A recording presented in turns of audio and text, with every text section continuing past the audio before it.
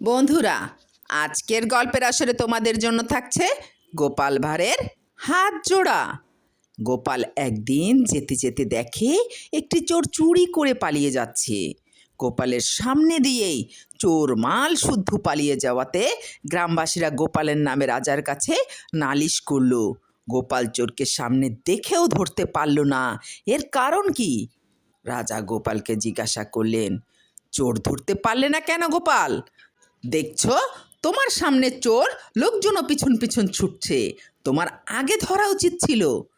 গোপাল কাচু মাচু করে বললে, হুজুর, কি করে চোর ধরবো?